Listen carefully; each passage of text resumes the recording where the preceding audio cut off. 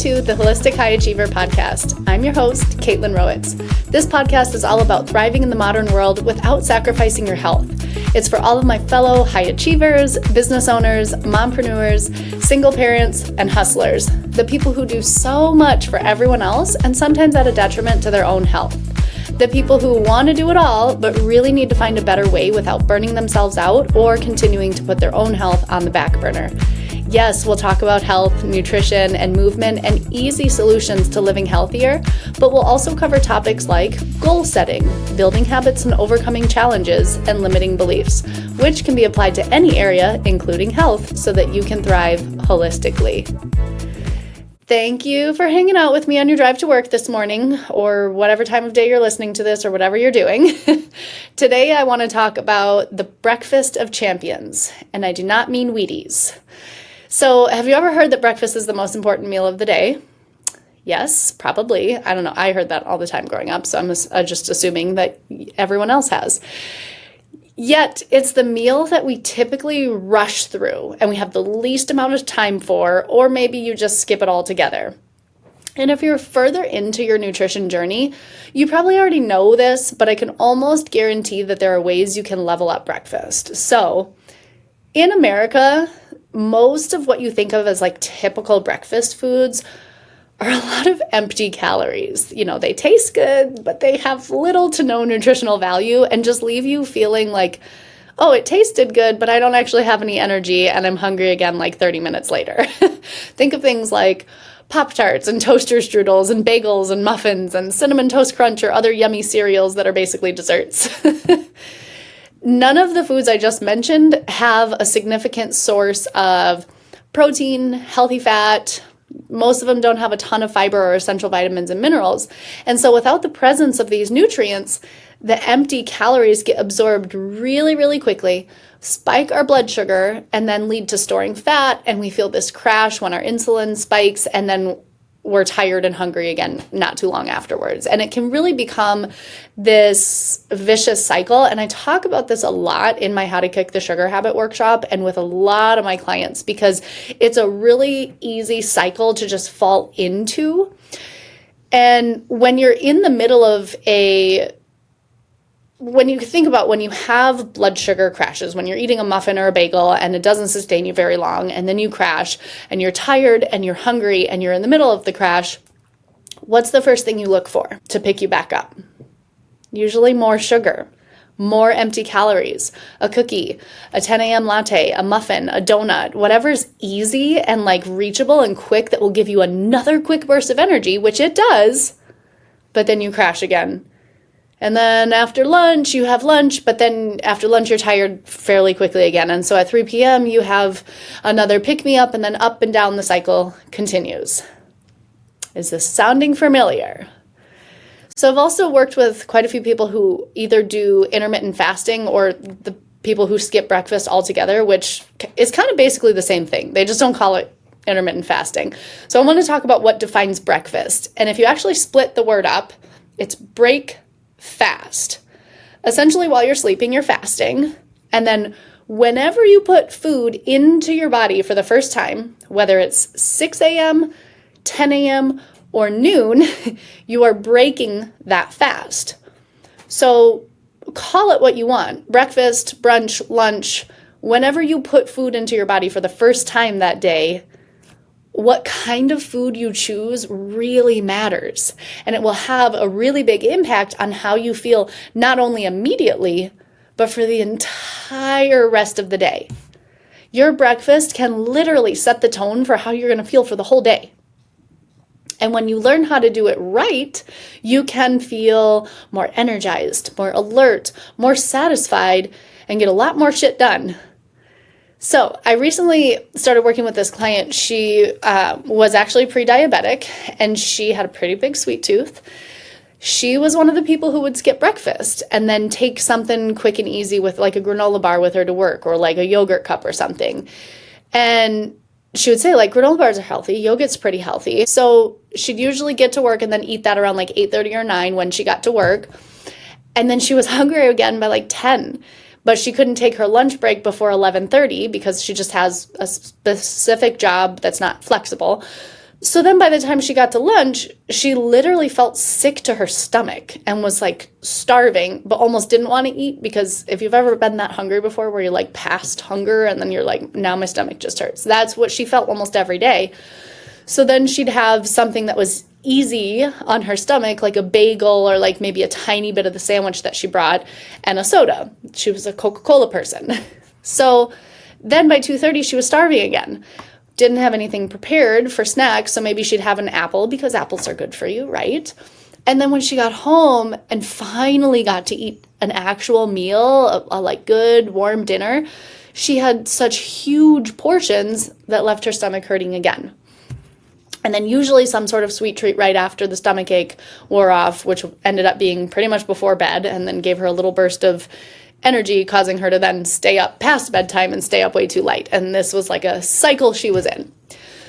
So one of the first things we did together was talking about adding some options. And the thing we landed on first that just felt easy for her was breakfasts. So yogurt and granola bars aren't necessarily unhealthy, but not everything's created equal. Some are better than others. So we looked at her yogurt first, and specifically the kind she was eating had 80 calories with 5 grams of protein and 15 grams of sugar. So first of all, 80 calories is not enough. 5 grams of protein is better than nothing, but not significant. And then 15 grams of sugar just seems excessive. And then when you think about the ratio of sugar to protein, it's way more sugar. So the thing was, yogurt was easy to just grab and go.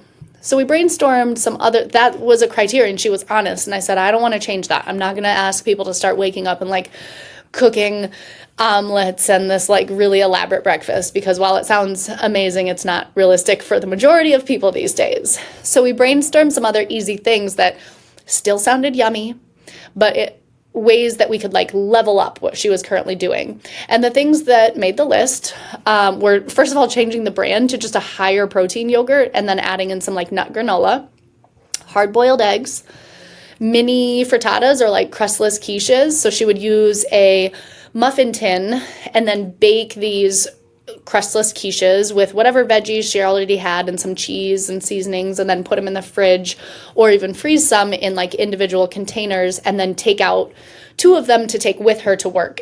And when we met the following week, so we were meeting once a week at that point, and I asked her what she noticed. And she said after doing the little frittatas, she was not hungry at all before lunch, which allowed her to then make more conscious choices at lunch that didn't spike into huge cravings in the late afternoon or evening.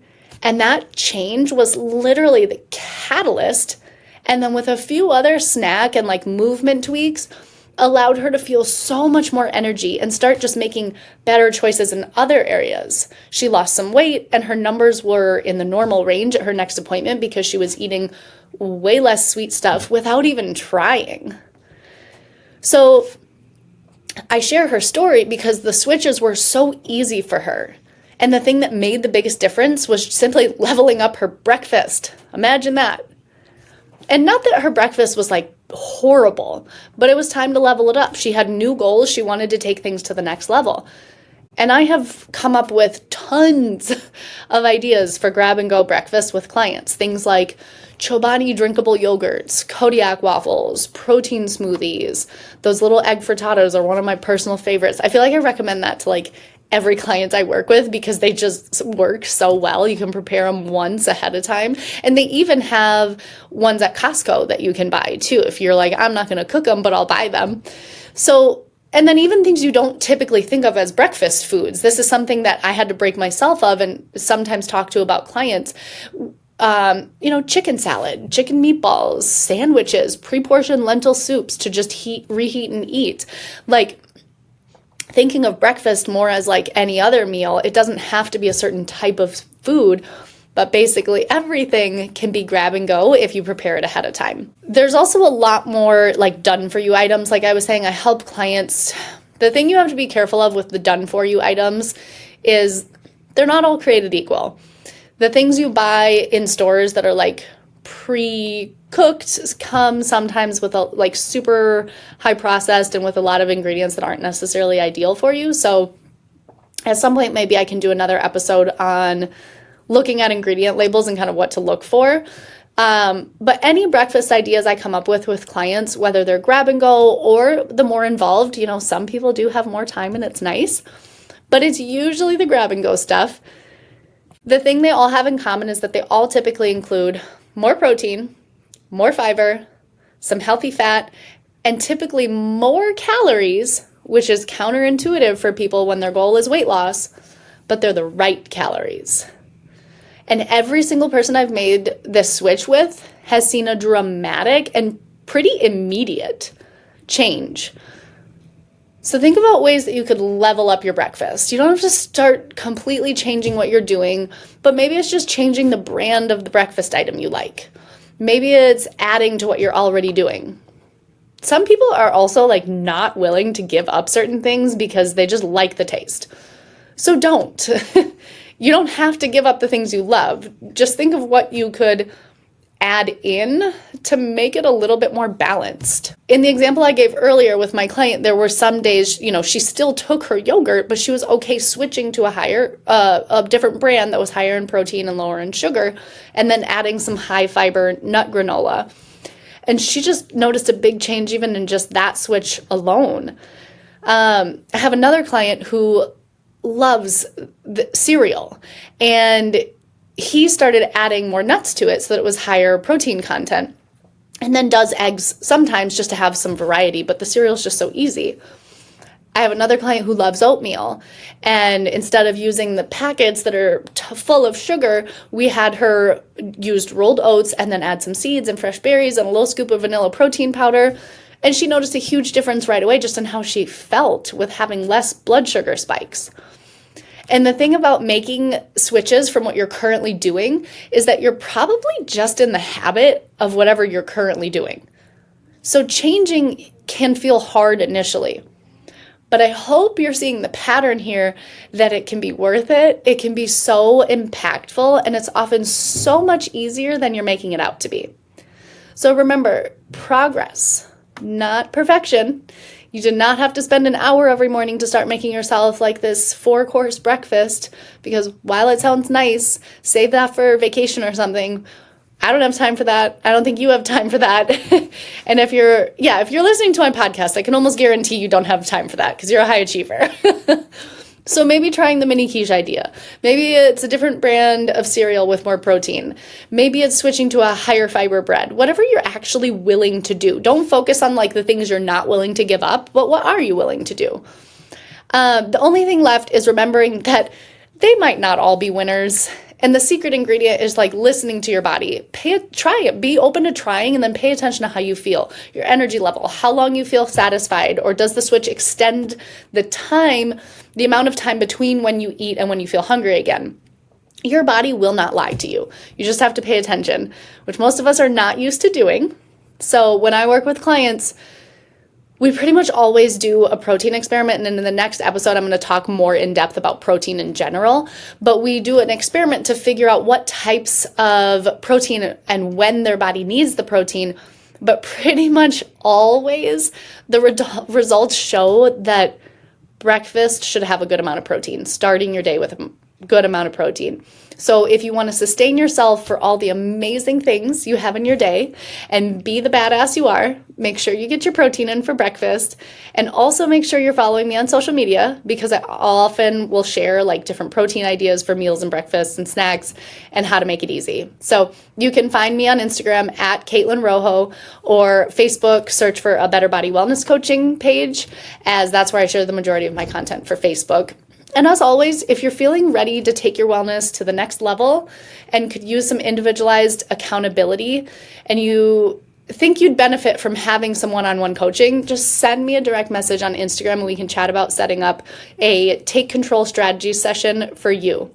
Spoiler alert, everyone reaches their goals faster with coaching. So if you've been thinking about it, stop thinking and take action. We'll see you in the next episode. Thank you so much for being here with me on the Holistic High Achiever. I hope today's episode left you feeling inspired and ready to take on the world one healthy step at a time.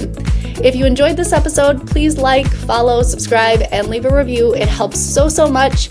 And if you're anything like me, you probably thought of someone else who would likely resonate with this. So don't forget to share this with them, because who can't use a little extra motivation? Until next time, friends, keep embracing your journey and kicking ass.